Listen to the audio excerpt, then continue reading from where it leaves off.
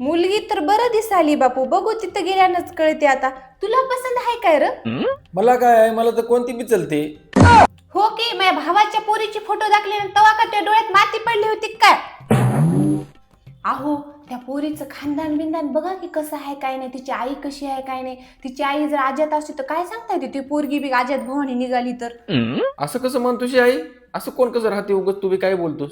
आतापासून तिची बाजू घ्यायलाच काय, लग्न तर आणखी झालंच नाही. इथं फोटो मध्ये तर पांढरी दिसाली, समोर बघल्याशिवाय काय कळती. मी तर तिथं सगळंच बघतो बा, तिचे पाय नख केस. असे सोयरे म्हणजे असं बघ ना, बरं दिसते काय?